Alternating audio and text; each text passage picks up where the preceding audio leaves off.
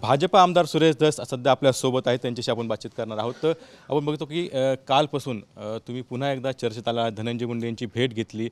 तुम्ही म्हणाला की सुसंस्कृतपणे ही भेट घेतली, मात्र पंकजा मुंडे ज्यावेळेस मंत्री झाला तर त्यावेळेस त्यांची का तुम्ही भेट घेतली नाही? म्हणजे जे मंत्री झाल्यानंतर त्यांचं मी अगोदरच जाहीर केलं होतं, त्यांनी माझ्या विरोधात काम केलं, मी त्यांची कशाला भेट घेईल? मी त्यांची भेट घेणार नाही, त्यांचा सत्कार करणार नाही, हे मी आधीच जाहीर केलं होतं। धनंजय मुंडेंचं मी काय सत्कार बित्कार करणार नाही। आणि जो शासकीय कार्यक्रम होता त्या दोन्ही लोकांना आम्ही काय बोलवलेलं नव्हतं। आणि धनंजय मुंडेंना जे मी भेटायला गेलो अगोदर, माननीय आमचे प्रदेशाध्यक्ष यांनी मला जेवायला बोलवलं, मी गेलो। त्याच्यानंतर मला कळालं त्यांनी ह्यांनाही बोलवलेलं आहे। तिथं आम्ही बसलो अर्धा पाऊण तास। पण मला वाटतं काल आमचे म्हणजे प्रदेशाध्यक्ष बोलले, आजसुद्धा बोललो, बावनकुळे साहेबांनी सगळंच खुलं केलं ना। त्यांनी क्लिअर, हे गुपचूप कशाची? 9:30 वाजता मंत्रालयाच्या समोरच्या बंगल्यामध्ये मंत्र्यांच्या, अहो रात्री 1:30 वाजेपर्यंत तिथं लोक असतात। संध्याकाळी 9:30 वाजता काय गुपचूप भेट होऊ शकते काय? तो पण रात्री 11, 11:30, 12, 12:30पर्यंत मंत्र्यांना लोक भेटत असतात। आणि बाहेर 50-100 माणूस होता ना त्यांच्या बंगल्याच्या, त्यात आम्ही भेटलो। आणि त्याच्या बाबतीत मला वाटतं अंजली दमानी या ताईंनी स्टेटमेंट पण केलं होतं। परंतु त्या बैठकीमध्ये मी माझ्या गोष्टीवरती, मी माझ्या भूमिकेवरती ठाम राहिल्यामुळे मी त्या बाबतीत स्टेटमेंटच दिलं नाही। पण अंजली दमाने प्रत्येकच गोष्टीमध्ये स्टेटमेंट द्यावा असा काय रूल आहे काय? पण अंजली दमाने म्हणताय की राजकारण्यांना भावना नसतात, ते काही लढतच नव्हते न्यायासाठी। हे अंजली ताई काय बोलतात याला मी महत्त्व देणार नाही। आणि आम्हाला भावना असतात का नाही हे 12 तारखेला मी तिथं गेलो, तिथली करुण कहाणी ऐकल्याच्या नंतर जो आवाज मी उठवला, मग मला भावना आहेत म्हणूनच आवाज उठवला का बिगर भावनेचा आवाज उठवला?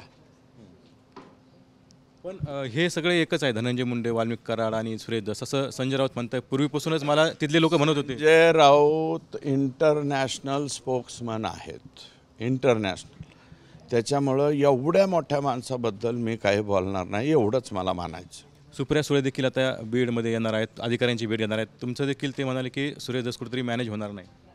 100% विश्वास आहे ना, त्यांनाही विश्वास आहे। सगळ्यात मोठा मला माझी छाती फुगून आली की धनंजय जो याच्यामध्ये सगळ्यात जास्त लढतोय तो लेकरू, आज त्याचं वय कमी आहे। किती वय आहे त्या लेकराचं? आजपर्यंत फक्त साईड भूमिका घेतलेली त्यांनी। संतोष मेन होता, हे टिकावून खोरं घ्या म्हणलं तर टिकावून खोरं घेत होता। पाणीदार गाव बनवलं आहे, 1.5 कोटी रुपयाचे बक्षिसं त्या माणसाने मिळवली। संतोष देशमुखचं काम जरा नीटनाटकं बघा ना, त्याच्या गावातल्या हातपंपामधून उलटं पाणी बाहेर पडतं आहे। एवढं सुंदर काम ते लेकरू करीत होतं। आणि त्याची फक्त सुदाम्याची भूमिका जे लेकरू करीत होतं त्यांनी काल परिपक्व स्टेटमेंट माझ्या बाबतीत केलं, त्याच्याबद्दल मी त्याचा आभार मानतो। मस्साजोगकरांचा आभार मानतो, कारण मस्साजोगकरांना आणि तमाम जनतेला सगळ्यांना विश्वास आहे की मी विश्वासघातकी असू शकत नाही। कुठेतरी वेगवेगळ्या चर्चा सुरू झाल्या, त्यात मनोजदादा जरांगे देखील म्हणाले की अशा या अपेक्षा नव्हती, त्यांनी देखील संताप व्यक्त केला। बघा, तडीतापाडीने ते बोललेले आहे, ते आमचं दैवत आहे। आम्ही आज उद्या 2 दिवसात क्लिअर होईल। त्यांच्यापर्यंतसुद्धा सगळा विषय गेल्याच्या नंतर दादासुद्धा माझ्याच बाजूने बोलतील, हे तुम्हाला नम्रपणे सांगतो। कारण मी परवा 13वा भेटलो, तर परवा दिवशी मी काय काय काम केलं, तर मी पहिल्यांदा 73 कोटीचे जे घोटाळा म्हणजे बोगस पैसे उचलले त्याचं पत्र अजितदादांना दिलं। आणि कृषी विभागात जाऊन 4,500 पाणीचा कागदपत्राचा गठ्ठा मी घेऊन आलो। म्हणजे काय केलं, माझं आणि त्यांचं कुठं काय बोलणं झालं असतं तर हे कृत्य थोडीच मी केलं असतं। आणि आता 1-2 दिवसामध्ये कळेल ना। आणि प्रत्येक बारीक गोष्टीवरती मी लक्ष ठेवून आहे, मी फक्त टीव्हीवरती बोलत नाही। हे जे कोणी वायभाषे, ते केदार, जे नावं आत्ता त्या लेकराने घेतलेली आहेत धनंजयनी, त्या सगळ्यांचं कागदावरती आणण्याचं काम, SITला प्रत्येक वेळी फोनवर बोलायचं काम, सरकारी वकिलाची नियुक्ती, प्रत्येक बाबीमध्ये सुरेश धसचं पत्र आहे. महादेव मुंडेच्या चौकशीला सुद्धा सुरेश धसचंच पत्र आहे. सुरेश धस नुसतं टी व्हीवरती बोलत नाही, तर सगळं व्यवस्थित काम करतो. आणि मी जास्त हे पहा, ज्याला काम करायचं असतं त्याने वारंवार सांगायचं नसतं, काम करीत राहायचं असतं. मी काम करतो आहे आणि त्याच्यामुळं काही जणांना जुलूसी झालेली आहे.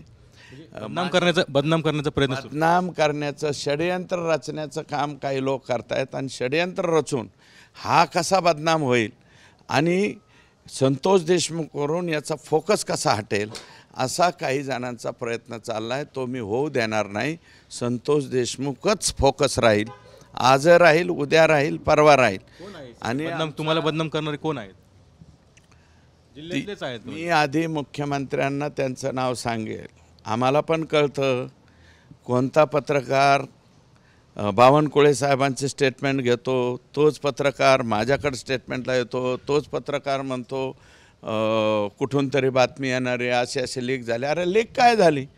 ज्याच्यामध्ये काहीच नव्हतं ती लीक काय झाली? जाऊन उघडपणे मी काय डिनाय केलं का? डिनाय जर केलं असतं तर त्यात विषय होता. मी भेटायला गेलो का? गेलो, भेटून आलो. फक्त एवढंच सांगितलं की तुमची परिस्थिती जास्त खराब दिसते, तुम्ही हॉस्पिटलाइज व्हा. आणि भेटलो. याच्या पलीकडं माझं आणि त्यांच्यामध्ये कसल्याही प्रकारचं काहीही चर्चा विनिमय झाला नाही. मी माझ्या रस्त्याला आणि ते त्यांच्या तिकडं. हे जे षडयंत्र करतायत त्यांना तुम्ही काय इशारा देऊ शकता? इशारा काहीच नाही, मुख्यमंत्र्यांच्या कानावर घालील आणि हे जे षडयंत्र रचतायत यांचा पर्दाफाश मी करेल. तर निश्चितच माझ्याविरुद्ध षडयंत्र रचले जातेचा आरोप जो आहे तो सुरेश धस यांनी केलेला आहे आणि लवकरच त्याचा पर्दाफाश देखील करेन असा इशारा देखील त्यांनी दिलेला आहे. कॅमेरा विनोदसह कुणाल जायकर, TV9 मराठी, आष्टी, बीड.